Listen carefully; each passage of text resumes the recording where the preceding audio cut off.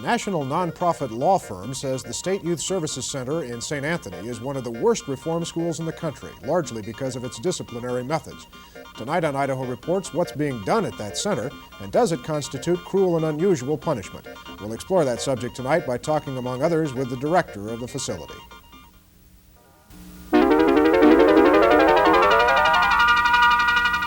The funding for this program is provided by the Corporation for Public Broadcasting and the Friends of 4, 10, and 12.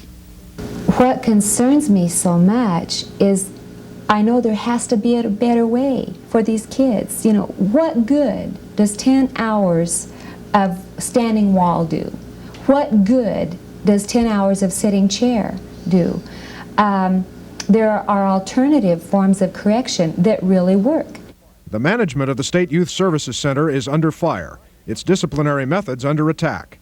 Tonight, how well does this facility care for and counsel the 175 juvenile offenders it houses?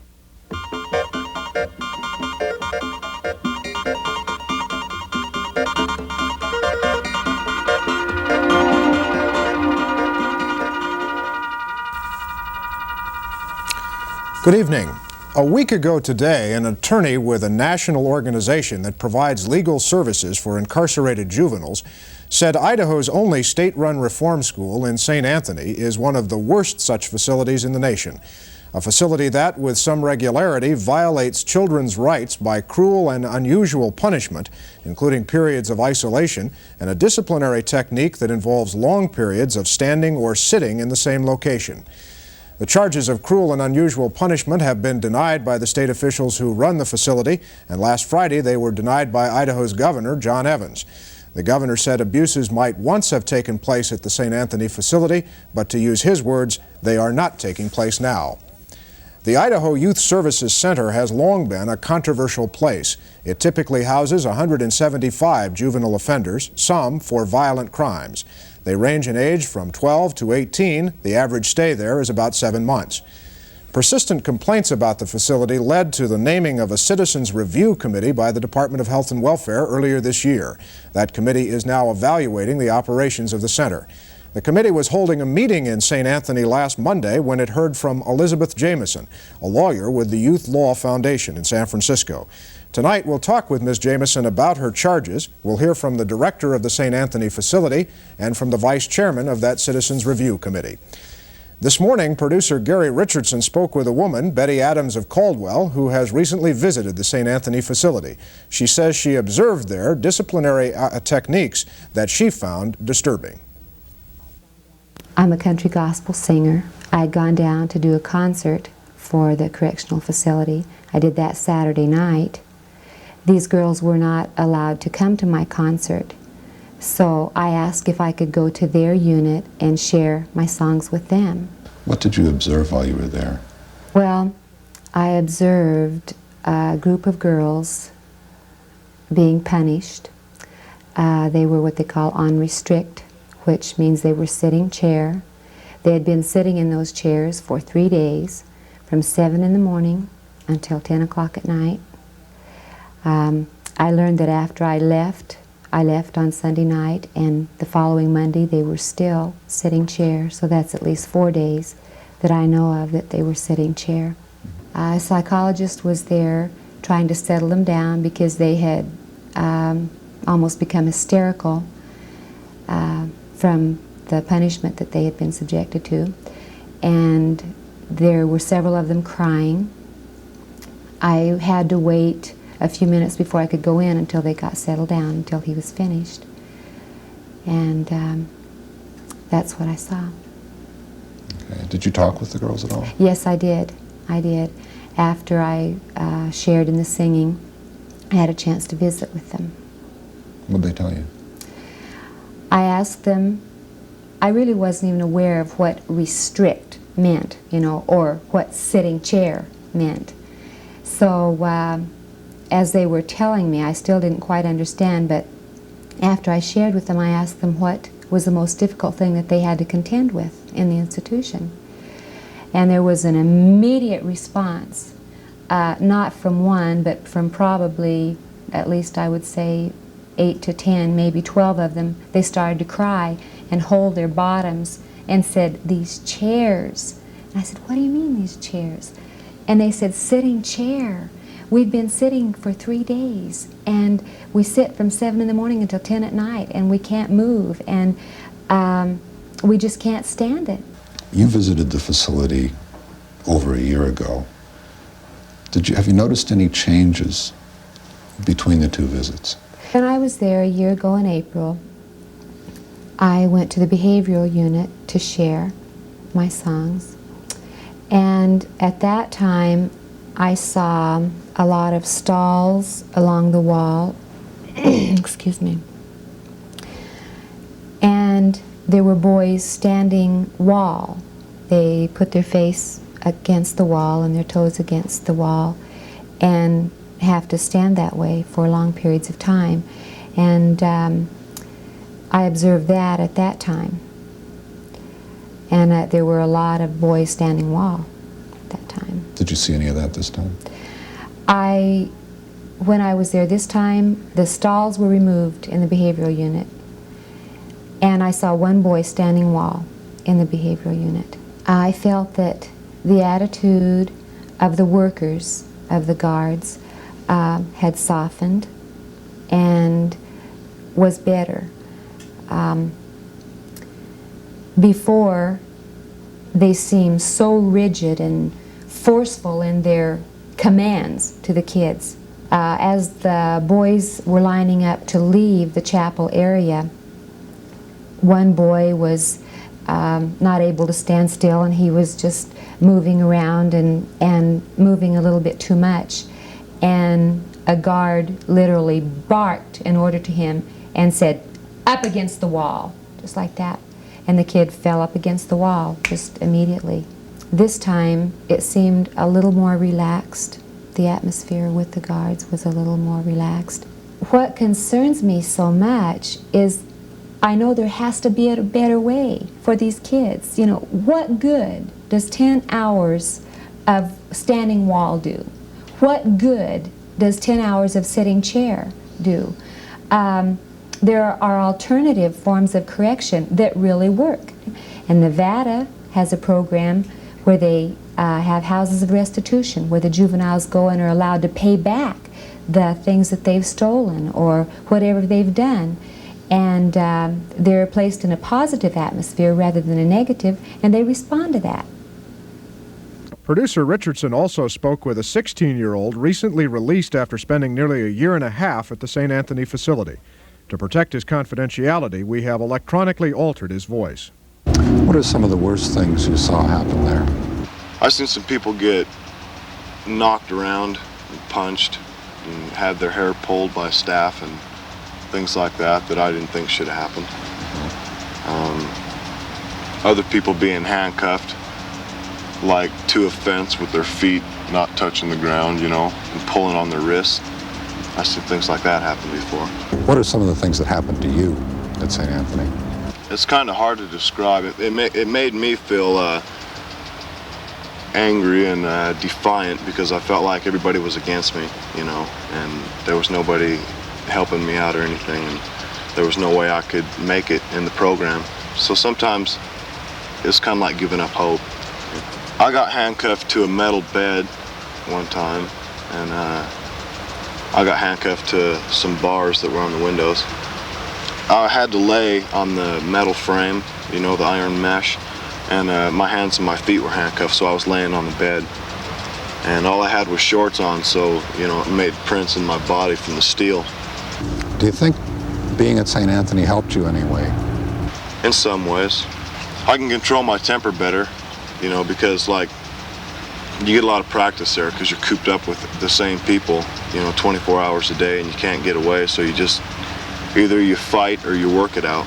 You know, you got a choice, and the first part of the time I was there, I chose to fight. Because I got my act together about 3/4 the way I was through there. And at the very end, I just done what they told me, even if it was right or wrong or I didn't deserve it or whatever. I just done what they said so I could get out. The Youth Law Center describes itself as a national nonprofit public interest law firm that provides legal advice and representation to juveniles and their parents. The center is headquartered in San Francisco. Elizabeth Jamison is one of the center's lawyers. It was largely on the strength of her criticism of the St. Anthony facility that the latest controversy about it began. Ms. Jamison, let me ask you to be as specific as possible about why this is one of the worst such facilities in the country. We are concerned with the extreme punitive form of philosophy at the facility. That punitive philosophy is evidenced in the long periods of time children are made to stand wall. Standing wall is when a child must put his nose flat up against the wall from 6 in the morning and to some cases till 10 o'clock at night for days upon days in a row. I've talked to numerous children who talk about having fainted from standing wall for such long periods of time that the circulation leaves their legs and they pass out. I've talked to children who complain about leg cramps that continue on until today from these prolonged periods of standing wall. Children talk about the nightmares that they have from having to stand wall or sit chair for extremely long periods of time. We're concerned about the use of isolation there, the long periods of time children are placed in an atmosphere of sensory deprivation. And we're also concerned about the numerous instances of children being shackled to beds, shackled to pool tables, shackled to fences. Shackled like the young fellow was just referring to on the videotape. Handcuffs. Some children have been shackled spread eagle with their hands handcuffed, spread apart, their legs spread apart with their ankles shackled to the bed. Would you classify this as, obviously, as cruel and unusual punishment? Child abuse? Yes. I'd also like to say that we're concerned about the punitive philosophy, and we're also concerned about the significant numbers of young children who are at the facility who appear to be there for really very minor offenses. When you say punitive, what do you mean? Punishment for the sake of punishment?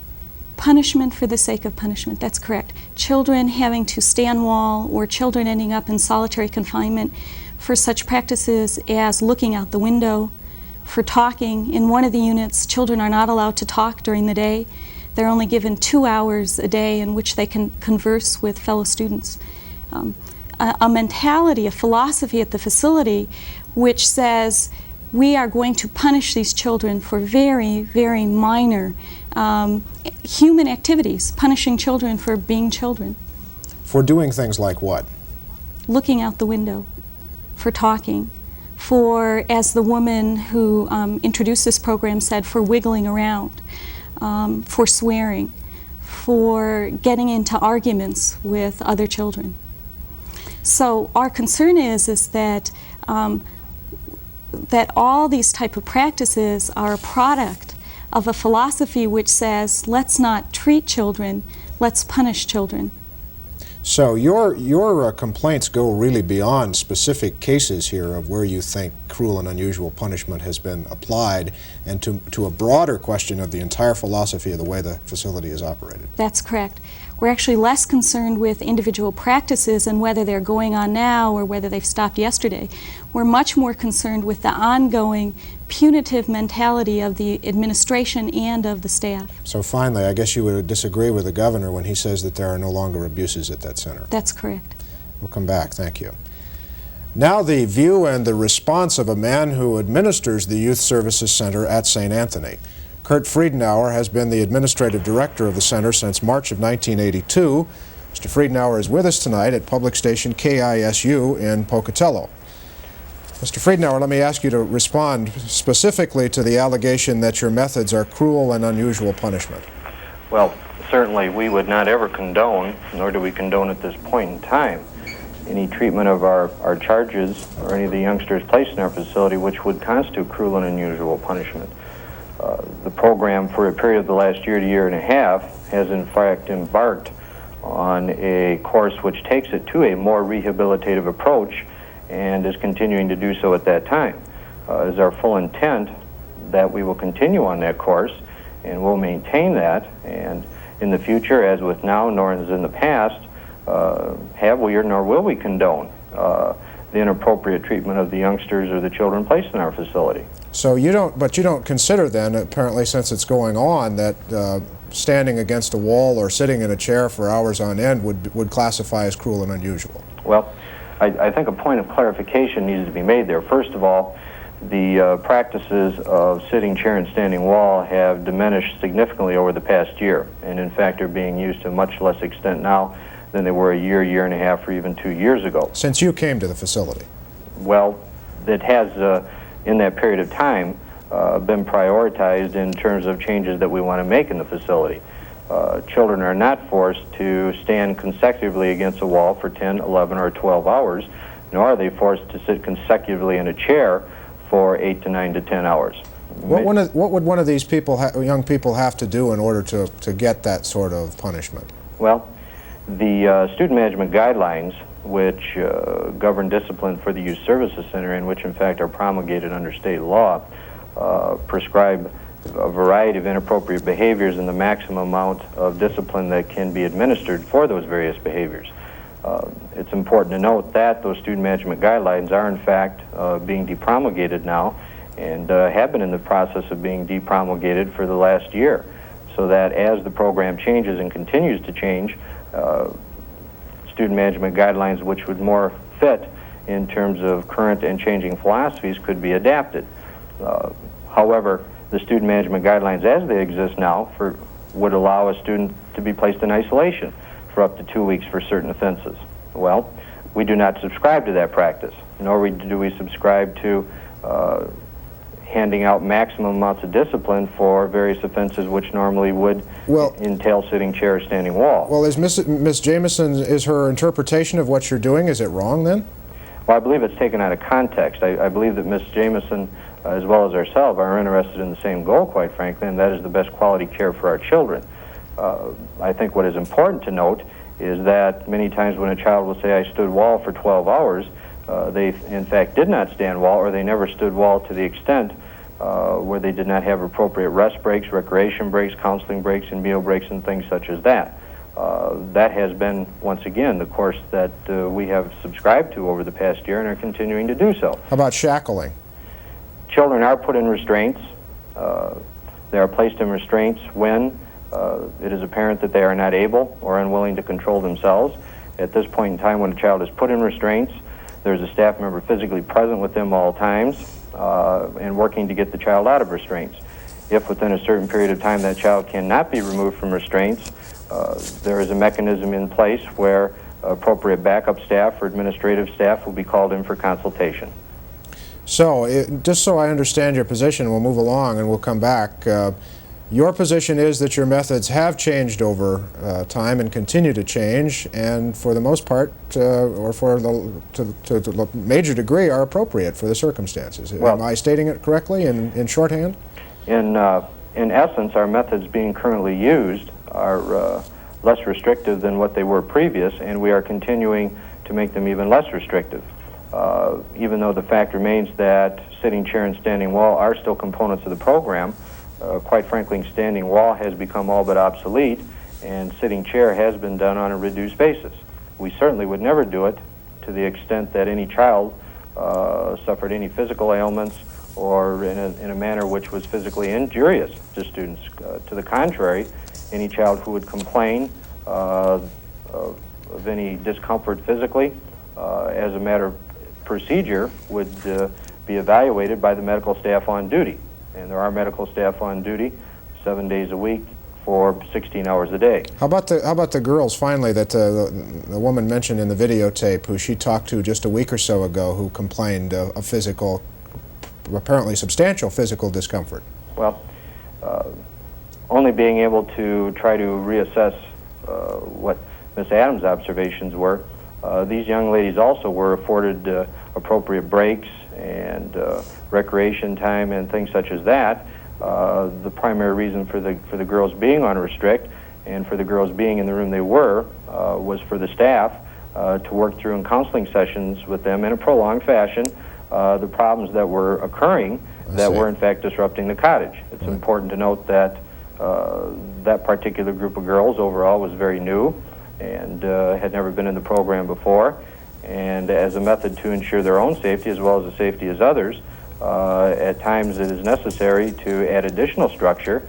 But as Miss Adams noted, when she was there on a Saturday night, there was also a staff psychologist in the unit working with the girls as well as other staff. I don't want to interrupt, but we'll come back in a moment. Thank you, Mr. Friedenauer. I appreciate it. Finally now, the view of the vice chairman of the committee, the Citizens Committee, that's reviewing the operations of the Youth Services Center in St. Anthony. Bill Hamlet is the Latah County prosecuting attorney in Moscow. In 1972, he was a legal aid intern at the St. Anthony facility. Mr. Hamlet is with us tonight at public station KUID in Moscow. Cruel and unusual methods, Mr. Hamlet? Well, Mark, I think that your observation about the problem maybe being a problem wider than what goes on at St. Anthony is probably the most perceptive observation made yet.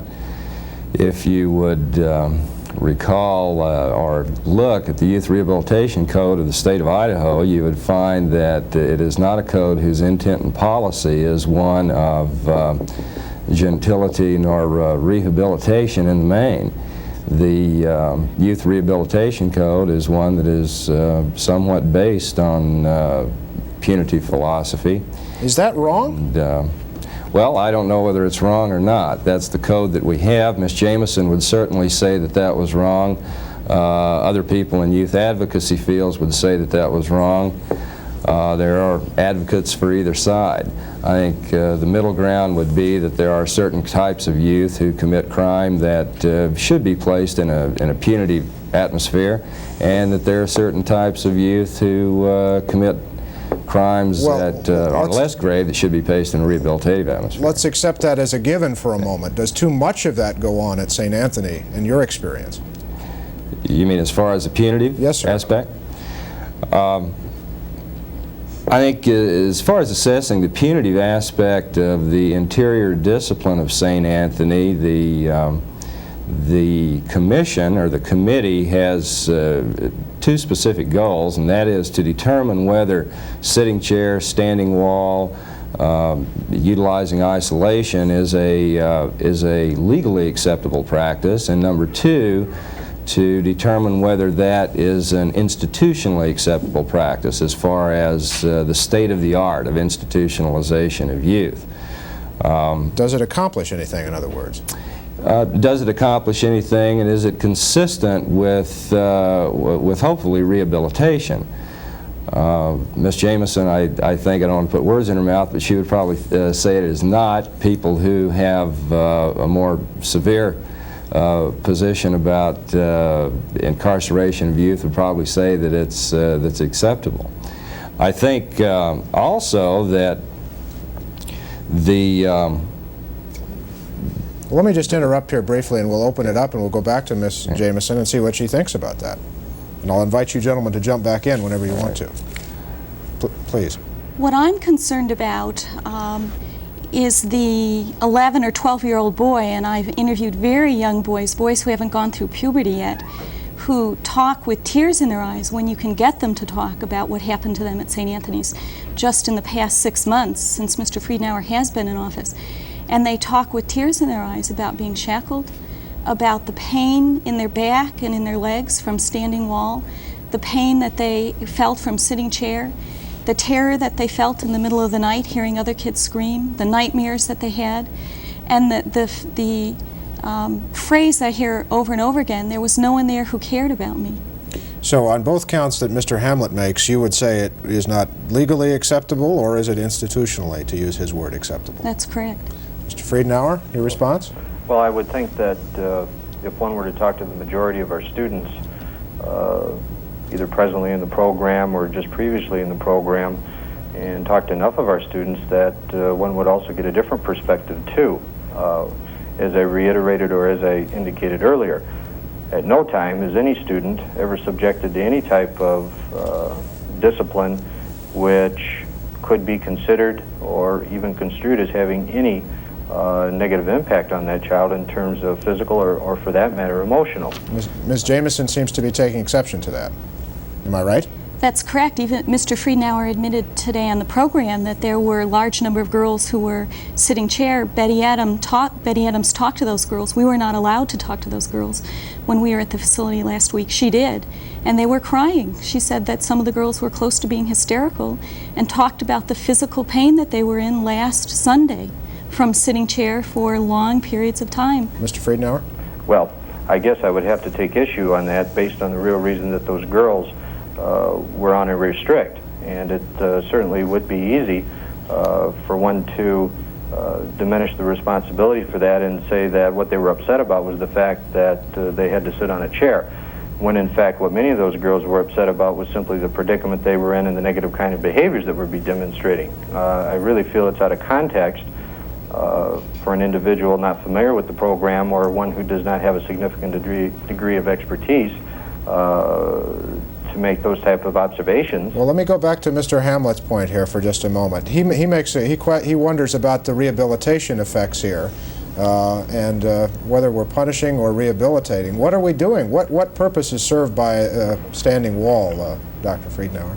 Well, standing wall is a form of discipline, and in terms of dealing with adolescents, especially adolescent offenders, limit setting and consequences are an integral part of a rehabilitation process. Our mandate is rehabilitation. Our mandate is not, nor do we want to subscribe to a punitive philosophy. But nevertheless, it is a reality that in dealing with youthful offenders, there has to be structure and there has to be limits set, and that young people must realize consequences for inappropriate behavior. Right. At the same time, I think it's important to note that in terms of some of the problems being broader than the Youth Services Center, you had indicated at the start of the show that we typically average 170 to 175 students in our program. That is in fact true, but it's very significant that our rated capacity at best is 150 students. I understand that. Well, Mr. Hamlet, let me come back to you just quickly here. Some of the things that Ms. Jamison and her group are asking for include, as I understand it, access to the facility, access to records about these incidents, an opportunity to talk to the people there who want to talk to them, and an outside review of what's going on there by outside independent experts, if you will. Does that sound reasonable? Those demands are not extreme or unreasonable, and the committee has been considering them. As far as access to the children who are denominated her clients, she certainly does have access to those people. And as far as access to the general population at the Youth Services Center, I think at the last committee meeting with Mr. Friedenauer, everyone agreed that she and members of her Youth Law Center could have access to them. Are you going to get what you want here in terms of review and access? I don't know. I haven't heard back from the committee. Well, there's the Vice Chairman right there. My request to the committee and to the Vice Chair is that we be able to talk with whatever children want to speak with us. And I have not heard a response from the committee on that. Mr. Hamlet? She can certainly talk to anyone who wishes to speak with her at St. Anthony. And I think Mr. Friedenauer is in the process of allowing her to do that at any time that she wants to come up.